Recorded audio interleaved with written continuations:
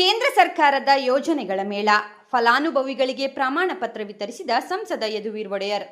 ಕೇಂದ್ರ ಸರ್ಕಾರದ ವಿವಿಧ ಜನಕಲ್ಯಾಣ ಹಾಗೂ ಪ್ರಗತಿಪರ ಯೋಜನೆಗಳ ಕುರಿತು ಸಾರ್ವಜನಿಕರಲ್ಲಿ ಅರಿವು ಮೂಡಿಸುವ ಉದ್ದೇಶದಿಂದ ಆಯೋಜಿಸಿದ್ದ ವಿಶೇಷ ಯೋಜನೆಗಳ ಮೇಳದ ಬಗ್ಗೆ ಸಂಸದ ಯದುವೀರ್ ಕೃಷ್ಣದತ್ತ ಚಾಮರಾಜ ಒಡೆಯರ್ ಮಾಹಿತಿ ನೀಡಿದರು.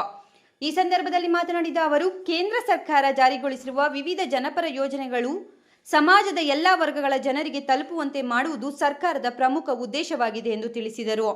ಪ್ರಧಾನಮಂತ್ರಿ ಆವಾಸ್ ಯೋಜನೆ, ಆಯುಷ್ಮಾನ್ ಭಾರತ್, ಪಿಎಂ ಕಿಸಾನ್ ಸೇರಿದಂತೆ ವಿವಿಧ ಯೋಜನೆಗಳ ಪ್ರಯೋಜನಗಳನ್ನು ಸಾರ್ವಜನಿಕರು ಸದುಪಯೋಗಪಡಿಸಿಕೊಳ್ಳುವಂತೆ ಅವರು ಕರೆ ನೀಡಿದರು.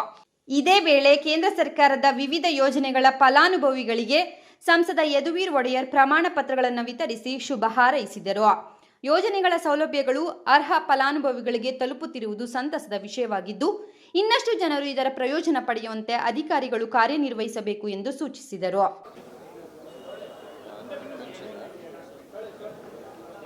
ಕ್ರಮಗಳಲ್ಲಿ ಹೋಗುವಾಗ ಮತ್ತು ಸಂಘಟನೆ ದೃಷ್ಟಿಯಿಂದನೂ ಕೂಡ ನಾವು ಪ್ರವಾಸ ಮಾಡುವಾಗ ಭಾಳಷ್ಟು ಜನರಿಗೆ ಒಂದು ರೀತಿಯ ಅನುಮಾನ ಇದೆ. ಯಾಕಂದರೆ ಯಾವ ಯೋಜನೆ ಅದಕ್ಕೆ ಸೂಕ್ತ ಅವ್ರ ಕ್ಷೇತ್ರದಲ್ಲಿ ಅಥವಾ ಯಾವುದೋ ಒಂದು ಕೆಲಸಕ್ಕಾಗಿ, ಯಾವುದೋ ಒಂದು ವ್ಯವಹಾರಕ್ಕೋಸ್ಕರ, ಯಾವುದೋ ಒಂದು ಸಮಸ್ಯೆ ಇರುವಾಗ ಯಾವ ಯೋಜನೆಯನ್ನು ಬಳಸಬೇಕು, ಯಾವುದಕ್ಕೆ ಅವರು ಅರ್ಹರಾಗಿದ್ದಾರೆ ಅಂತ ಭಾಳಷ್ಟು ಅನುಮಾನಗಳಿತ್ತು.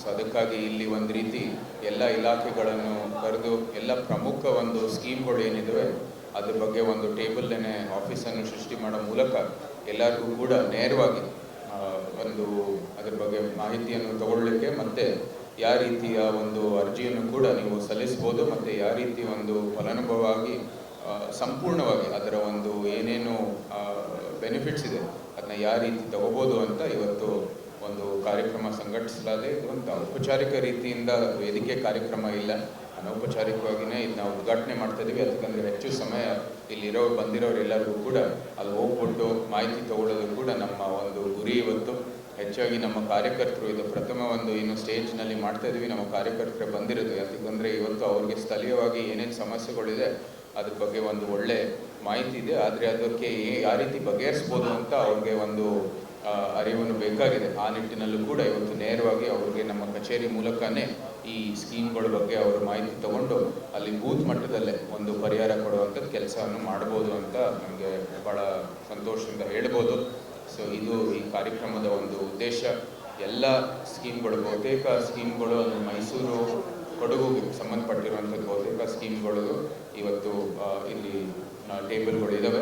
ದಯವಿಟ್ಟು ನೇರವಾಗಿ ಹೋಗ್ಬಿಟ್ಟು ಆ ಸ್ಕೀಮ್ಗಳ ಬಗ್ಗೆ ಮಾಹಿತಿ ತಗೊಳ್ಳಿ ಅಂತ ನಾವೆಲ್ಲರಲ್ಲೂ ವಿನಂತಿ ಮಾಡ್ತಾ, ಏನು ಮಾಧ್ಯಮದವರು ಕೂಡ ಬಂದಿದ್ದೀರಾ, ನಿಮಗೂ ಕೂಡ ನಾನು